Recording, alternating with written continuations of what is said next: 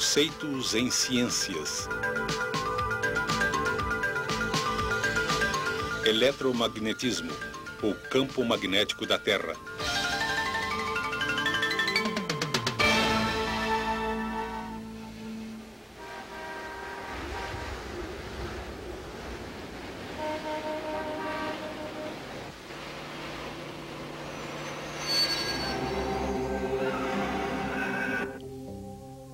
Neutralizando todos os campos magnéticos, seres de outros planetas poderiam parar toda uma cidade.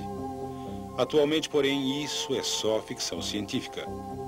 Mas em que a vida seria diferente se os princípios do magnetismo não tivessem sido descobertos? É certo que carros como os que conhecemos não existiriam. Não existiria o motor de partida, nem faróis.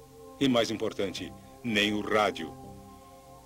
Não existiriam lâmpadas elétricas e nada que funciona com a energia de usinas convencionais.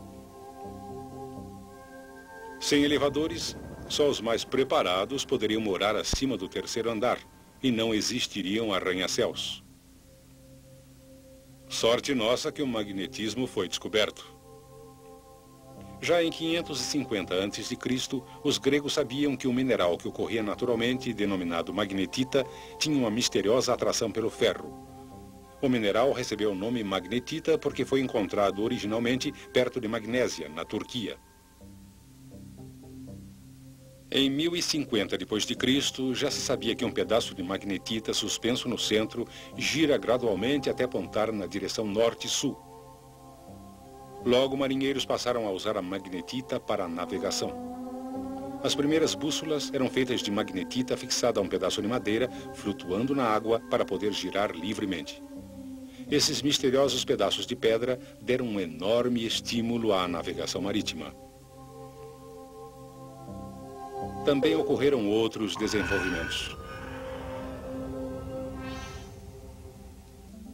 Em 1269, Petrus Peregrinus, um cruzado francês, talhou uma esfera de magnetita. Polvilhou-lhe malha de ferro na esfera e observou que ela se dispôs em linhas. Estas linhas conectavam dois pontos na esfera que ele denominou polos. As linhas formadas pela limalha de ferro indicam a orientação norte e sul do campo magnético. Assim, uma bússola, colocada em qualquer lugar na esfera de magnetita, se alinhará com o campo magnético. O campo magnético, ao redor de um ímã, pode ser facilmente visto, cobrindo o ímã com papel e espalhando limalha sobre ele. A gravidade restringe a limalha ao plano do papel e o atrito impede que ela se mova para os polos do ímã.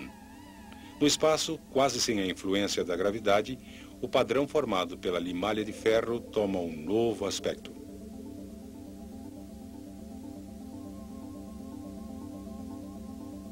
A verdadeira natureza tridimensional do campo se torna claramente evidente.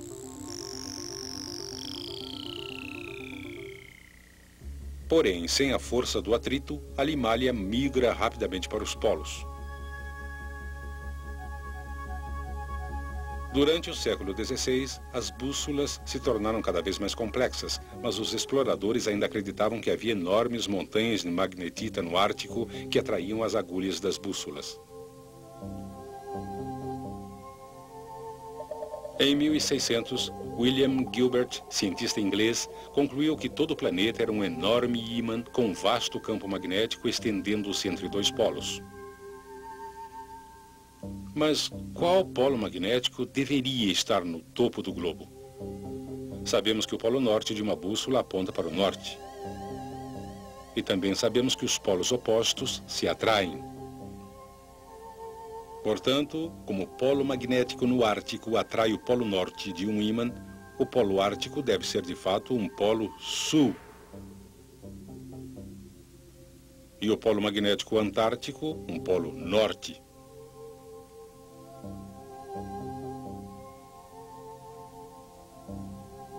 Desde que os nomes arbitrários Polo Norte e Polo Sul foram dados, os polos de todos os ímãs foram identificados da mesma maneira.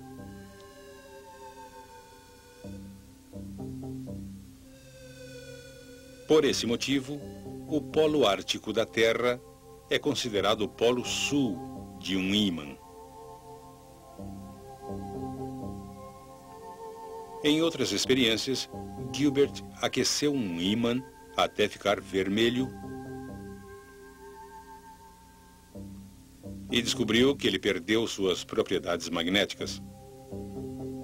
Com seu núcleo fundido, o interior da Terra também é extremamente quente e, portanto, sabemos que ele não funciona como um grande ímã. Mas sabemos que os polos magnéticos certamente existem. Diz uma teoria que é o núcleo de ferro líquido eletricamente condutor que gira em relação ao manto, que causa o campo magnético norte e sul da Terra.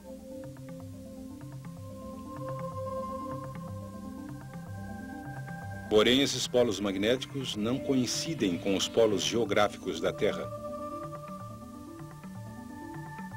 Os polos geográficos são simplesmente as duas extremidades do eixo ao redor do qual a Terra gira e não são diretamente relacionados aos polos magnéticos. Assim, dependendo do local em que você se encontra, o ângulo entre o norte real e o norte magnético pode ser muito diferente. Por exemplo, se você vive em Eureka, no noroeste do Canadá, o ângulo entre o norte verdadeiro e o norte magnético é de 98 graus.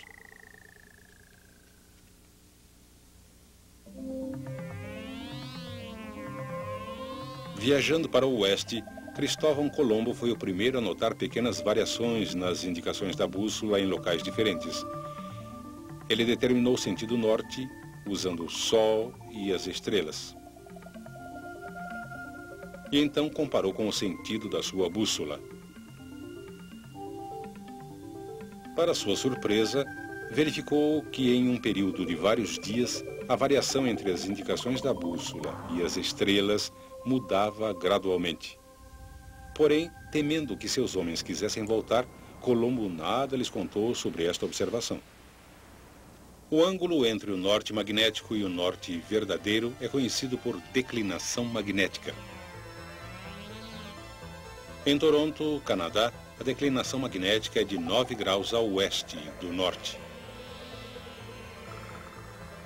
Em Churchill, também no Canadá, a declinação é de 0 graus, porque uma linha que passa através do polo magnético e do polo geográfico também passa através de Churchill.